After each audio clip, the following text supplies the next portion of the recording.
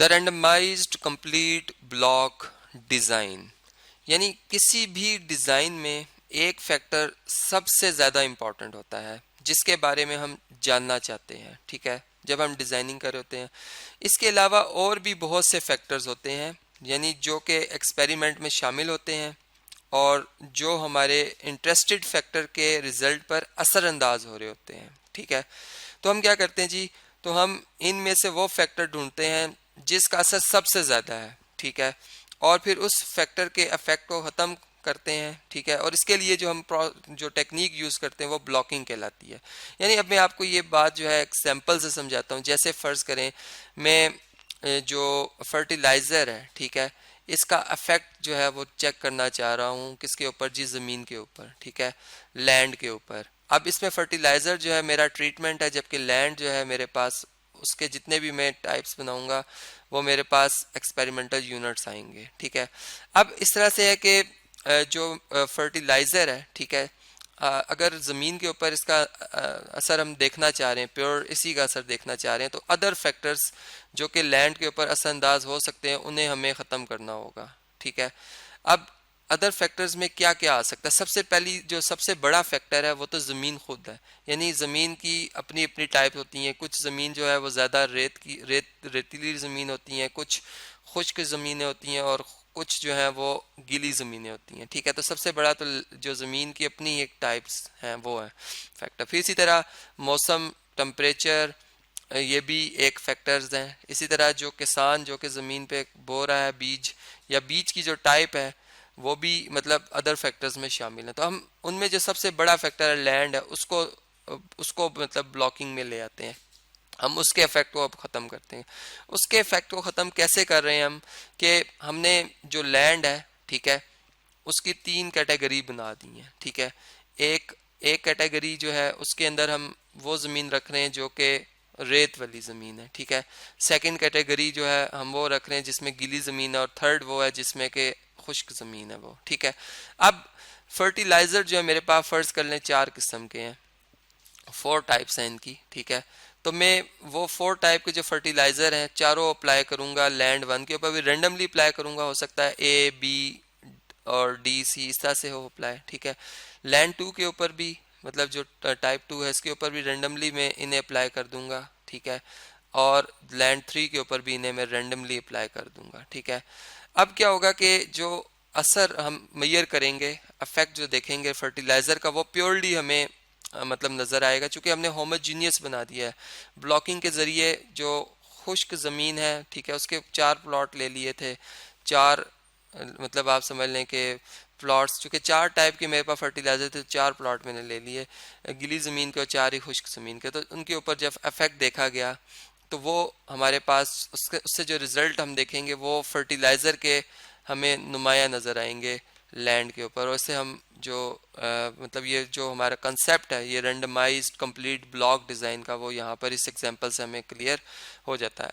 अब एक real life की सिचुएशन जो है उसको मैं आपके सामने शेयर करता हूँ, ठीक है। और सिचुएशन कुछ इस तरह से है कि एक एग्रीकल्चर एक्सपेरिमेंट जो है वो कंडक्ट किया जा रहा है to test the effects of change of soil. 4 blocks किए गए हैं इसके, ठीक है, लैंड के, ठीक है। और इसमें टेस्ट हम किसका कर रहे हैं, effect of change of soil का कर रहे हैं, ठीक है। एंड वैरायटी ऑफ वीट का, 5 different strains on the yield of grain, ठीक है। यहाँ पर यानी हम गंदम की बात कर रहे हैं। Each block was divided into 5 plots, ठीक है। यानी एक ब्लॉक ये है जैसे, तो इसके देखें 5 हमने इसमें जो है वो प्लॉट्स बनाए हैं, 1 2 3 4 5, ठीक है।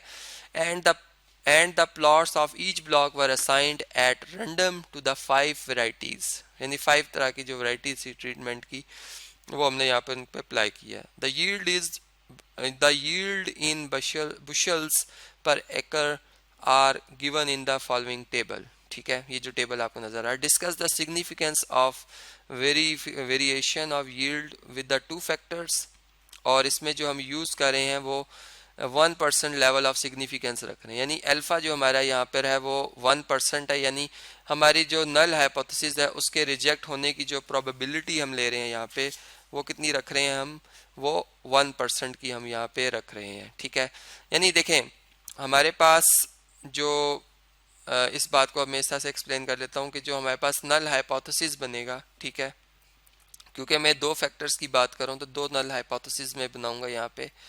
जो मेरा फर्स्ट नल हाइपोथेसिस होगा उसमें मैं ये कहूँगा कि तमाम मीन्स जो हैं वो आपस में बराबर हैं, ठीक है। यानी मैं यहाँ पे ये कह रहा हूँ कि μ1 is equal to μ2 is equal to μ3 is equal to μ4 is equal to μ5।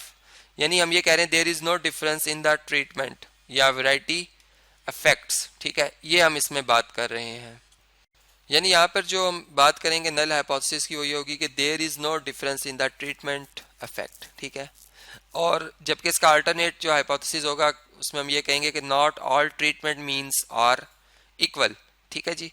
और इसके साथ साथ अब हम जो सेकंड नल हाइपोथेसिस बनाएंगे, ठीक है, उसमें हम बात करेंगे, चले मैंने alpha 1 equal to alpha 2 equal to alpha 3 equal to alpha 4 कह देता हूँ, ठीक है, क्योंकि उन्हें 4 ब्लॉक्स बनाए हैं, ठीक है, और ये इक्वल टू 0 है, यहाँ भी इक्वल टू 0 लिख देते हैं हम इसे, ठीक है। इसका मतलब क्या होगा कि हम ये कह रहे हैं कि there is no difference in block effect, ठीक है, नो ब्लॉक इफेक्ट, ठीक है, ब्लॉक इफेक्ट्स, ठीक है जी। तो और इसका जो अल्टरनेट हाइपोथेसिस फिर बनेगा, जैसे H1 प्राइम में कहूँगा, उसमें मैं कहूँगा कि नॉट ऑल जो ब्लॉक मीन्स हैं वो इक्वल हैं, ठीक है, मीन्स आर इक्वल, ठीक है जी।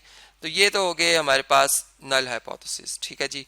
अब इसमें जो इसकी कैलकुलेशन है, ठीक है, ट्रीटमेंट वैरायटी के लिहाज से जो टोटल्स आ रहे हैं और जो हमारे पास ब्लॉक्स के हवाले से जो टोटल्स आ रहे हैं, ठीक है, वो मैंने इस टेबल के अंदर जो है वो शो किए हुए हैं, आप ये देख सकते हैं, ठीक है। ये कॉलम वाइज अगर आप टोटल देखेंगे इस 286, तो ये ट्रीटमेंट या जिसे वैरायटी में कह रहा हूँ इनके टोटल्स हैं, ठीक है। ये ट्रीटमेंट टोटल्स को रिप्रेजेंट कर रहा है, ठीक है जी। जबकि बल्कि यहाँ पे टोटल्स भी मैं लिख देता हूँ, टोटल्स को रिप्रेजेंट कर रहा है। और ये वाले जो टोटल्स हैं ये किसे रिप्रेजेंट कर रहे हैं, ब्लॉक टोटल्स को रिप्रेजेंट कर रहे हैं, ठीक है, ब्लॉक टोटल्स। चलें जी, ये बात क्लियर होगी आपको। अब देखें इसमें जो ग्रैंड टोटल आया हमारा वो 1545 आया। और इसके साथ साथ हम ये भी जानते हैं इसमें जो हमारे पास बी है, ठीक है, ब्लॉक टोटल्स, टोटल ब्लॉक्स कितने बनाए थे 4, और जो के है वो हमारे पास कितना है 5 है, यानी कि 5 ट्रीटमेंट्स की हम बात कर रहे हैं, ठीक है। तो इनका प्रोडक्ट जो बनेगा बी का और के का मल्टीप्लाई करने से आंसर जो आएगा वो कितना आ रहा है, वो 20 आ रहा है, ठीक है।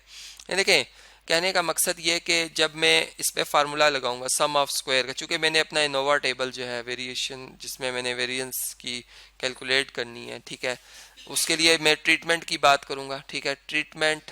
अब इसमें ट्रीटमेंट जो सम ऑफ स्क्वायर है, ट्रीटमेंट सम ऑफ स्क्वायर, ठीक है, इसका जो फार्मूला होगा वो हमारे पास क्या होगा कि सम, ठीक है, समेशन ऑफ समेशन ए आई, मतलब ये जो हमारे पास ये टोटल बन रहा है, इस कॉलम का जो टोटल बन रहा है, ठीक है, इनके टोटल का स्क्वायर और फिर इन तमाम कॉलम्स के जो टोटल का स्क्वायर है उनका सम करेंगे, डिवाइडेड बाय स्मॉल एन कर देंगे, ठीक है, minus T square divided by capital N कर देंगे। जो टी है हमारे पास वो ग्रैंड टोटल को रिप्रेजेंट कर रहा है, ठीक है। तो ये हम इस तरह से इसे कैलकुलेट करेंगे। अब इसकी जो वैल्यूज़ हैं मैं यहाँ पे भी दर्ज करता हूँ और आपके सामने स्क्रीन पे जो है वो शेयर कर देता हूँ जी। ये आप देख सकते हैं कि इसमें हमने ये फार्मूला और ये वैल्यूज़ भी मैंने दर्ज कर दी हैं। यहाँ पे हम बेसिकली बी लिखेंगे, ठीक है, बी चूँकि मैंने यहाँ पे कहा था कि हमें ब्लॉक्स की तादाद है, ठीक है, तो ये 4 है, ये हम यहाँ पे इसकी वैल्यू दर्ज करेंगे और इसको जब सॉल्व करने पे हमें आंसर मिलेगा, ये आपने सारा खुद कैलकुलेट करना है, ये 3685 बनता है, ठीक है। अब इस वीडियो को मैं कंटिन्यू कर रहा हूँ नेक्स्ट वीडियो में, चूंकि मैंने अभी ब्लॉक सम ऑफ स्क्वायर भी फाइंड करना है, टोटल सम ऑफ स्क्वायर भी जो है वो मेजर करना है। तो ये तमाम कैलकुलेशन अब मैं नेक्स्ट पार्ट में, इस वीडियो के नेक्स्ट पार्ट में जो आपके सामने कैलकुलेट करके शेयर करूँगा आपसे।